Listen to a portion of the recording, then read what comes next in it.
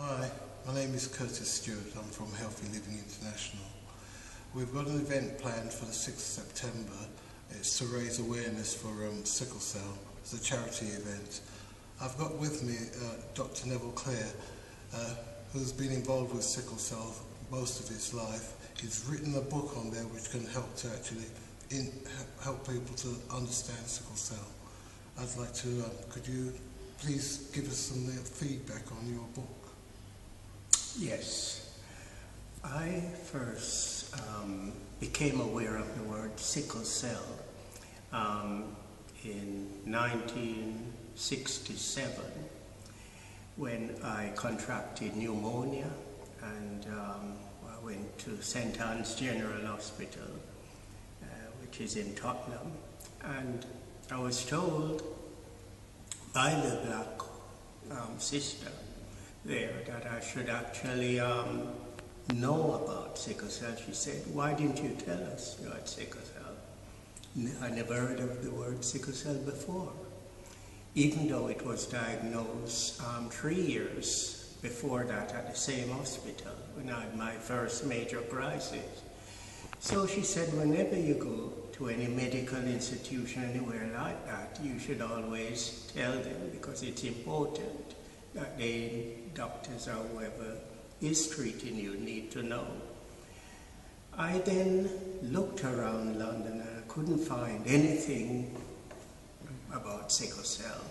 All I could see was just maybe in a medical journal, tiny passage about this alien disorder called sickle cell anemia, but it was for people who were in Africa and Asia, not in the United Kingdom.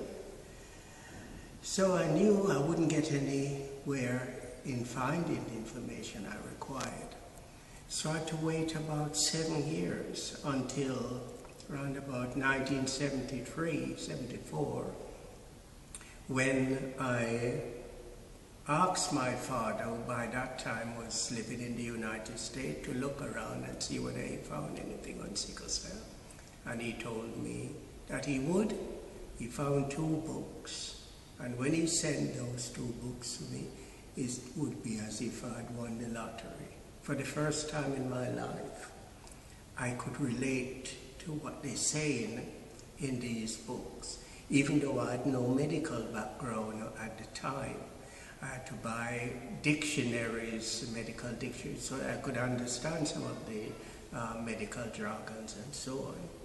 But I felt that I needed to know as much, and I just couldn't put these books down because they were talking about sickle cell, which I've got, and I didn't know anybody else who had sickle cell at the time.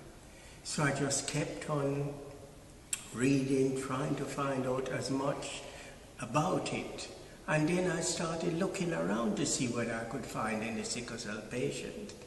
And I found this when I was in the Prince of Wales, Tottenham. I met this young Ghanaian student, and he told me he had sickle cell.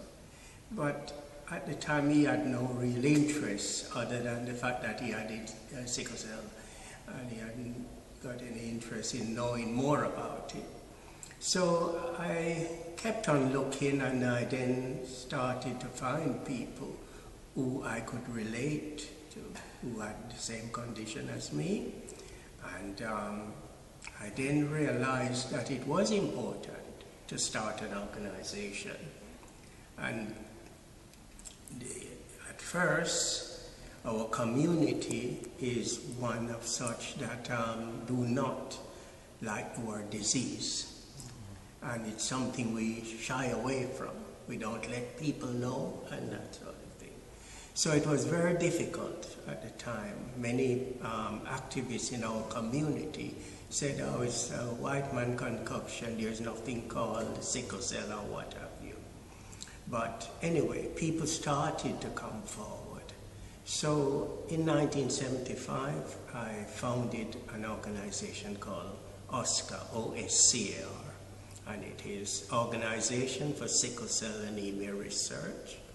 Research, because I felt that it was important that not just the information about sickle cell, but also for them to do some sort of research into it. But as I said, in the community, initially there were problems.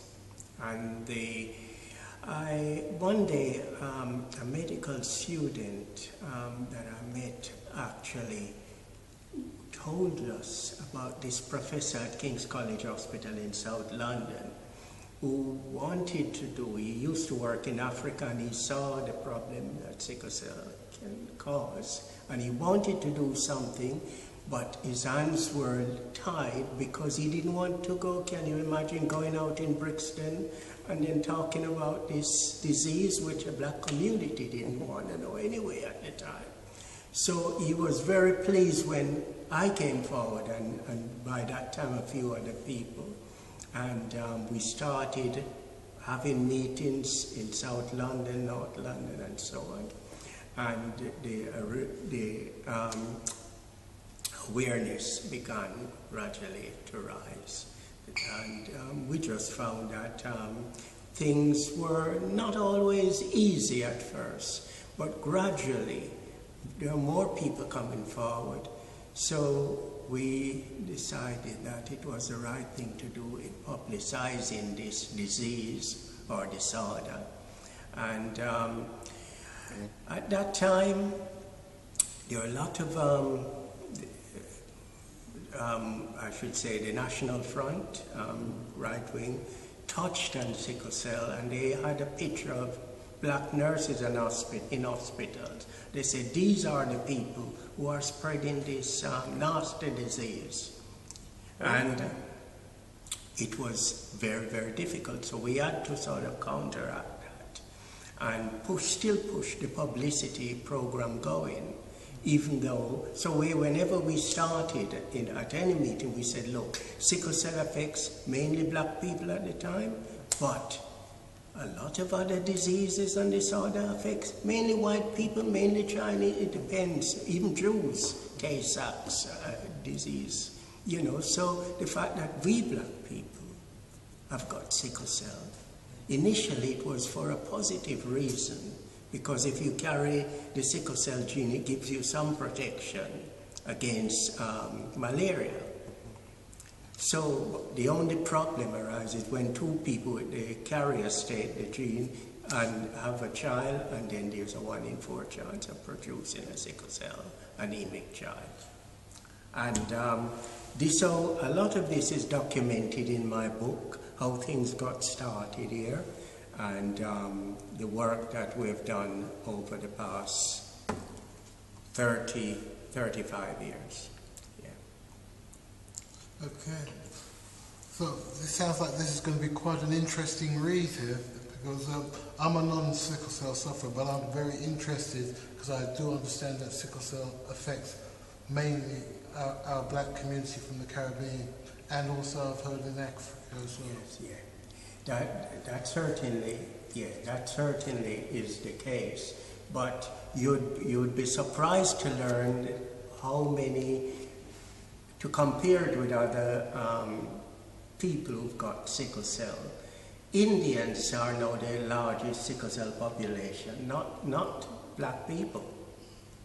And the reason for this, you'll see it in that DVD, the reason for it is because the Indian population is 1 billion, and it's much more than the total population of Africa.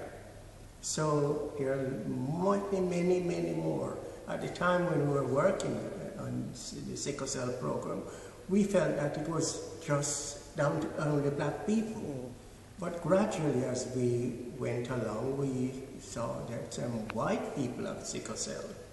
It's all to do with genetics, you know, because somebody can be white, but maybe their back, you know, their forebear might be have some black or Arabs or whatever, you know. So it's, if you see a blonde or blue-eyed person, it's quite possible, although the chance is obviously less than black couple, but you find that, you know, it's not surprising for them to have sickle cell trait. Okay. So this is going to be quite interesting. We're going to have a good discussion on the 6th at our event for the raising of this awareness of the sickle cell disorder. Thank you very much for your time. Thank you. Where is the event taking place? The event is taking place at the African Torch. That's 135 to 137 High Cross Road. That's in Tottenham Hale. And the postcode is? N17. It's N17, I can't remember. Okay. All right. Well, thank you, both of you, Curtis and Dr. Neville Clare. We're privileged to have your book, and we will be promoting it, you know, at the event, because we do believe that everybody with a sickle cell condition should own a copy, and also people that want to know a bit more about sickle cell, or even what you've done in your life working with sickle cell, you know, is a very important read. So we're very happy to have copies of the book, and we will be promoting it at the event on the 6th of September at the African Torch Restaurant, 135 High Cross Road, Tottenham, N17, 9NU. Thank you, guys.